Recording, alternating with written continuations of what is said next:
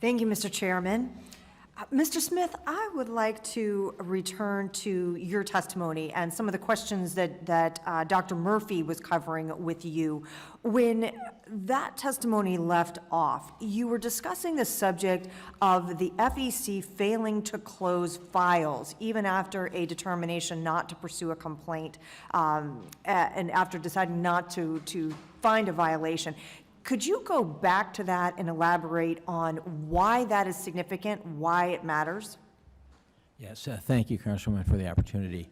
So, as I was explaining, the FEC sometimes reaches a 3-3 vote not to investigate or not to find a party guilty of a violation. Again, it needs a bipartisan majority, and that's one of the protections that's built into the FEC. Other people have been trying to destroy that by creating a partisan majority, but that's another issue. So the commission votes 3-3 not to proceed. But then the Democratic commissioners have refused to vote to close the file, meaning nobody's notified of their decision.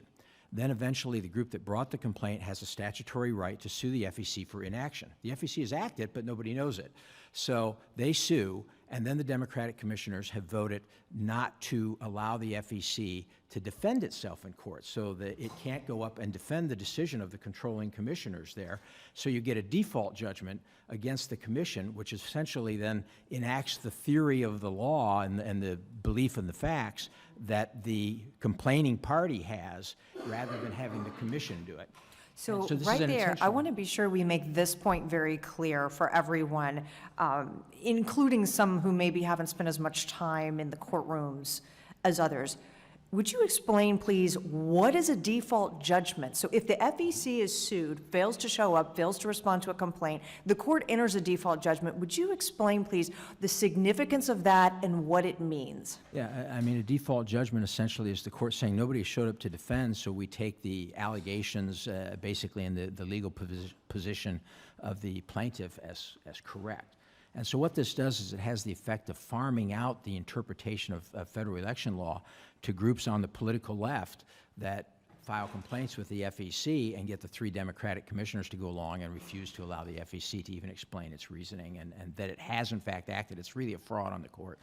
And in that circumstance, then, the FEC is not disputing filing an answer to the complaint or putting anything into the court record that would contradict the allegations in the plaintiff's lawsuit, correct? Exactly. It doesn't show up. Now, and isn't there also a potential consequence related to sanctions, attorney's fees, or other things for the failure to respond in the case of an action being filed? There can be. All right. Moving on to a different subject, going back to your prior testimony, you touched on the subject of IRS official Lois Lerner and the issues attendant with her. Will you talk a bit about the consent decree that the IRS entered with the Tea Party groups? Sure. Eventually, the IRS did enter a consent decree about 4 years after the scandal broke.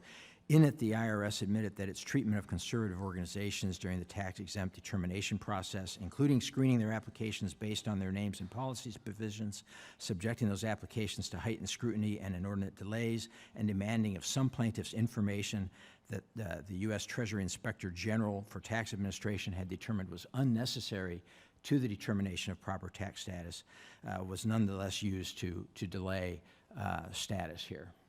As we sit here today, all these years later, do you feel like we are still vulnerable to such action occurring again? We clearly are. As has been pointed out, Congress has blocked the IRS from moving forward in this direction, but it's been on an ad hoc basis on a sort of a year-by-year device. And really what we need to do is get the IRS out of enforcing campaign finance law. The reason it got into this was precisely because the bipartisan FEC was not engaging in enough partisanship. So the IRS is under control of the president.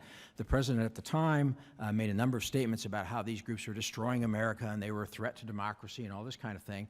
And the IRS picked up the cue. It didn't have a direct order, but they're not stupid. They picked up the cue, you know, who will free me of these troublesome priests, and they began harassing these conservative organizations. And there's some evidence that it cost Republicans possibly as many as 5 to 8 million votes in the 2012 presidential election. And what action, if any, or do you think Congress could take, or what legislation could be enacted to prevent further abuses of this nature? it gets a little bit complex, but again, basically it says that the FEC, the bipartisan FEC, which is supposed to interpret campaign finance law, will determine whether a group is engaging in political activity under the law, and the IRS, it merely administers the tax side of things. All right. Thank you, sir. Mr. Chairman, I yield back.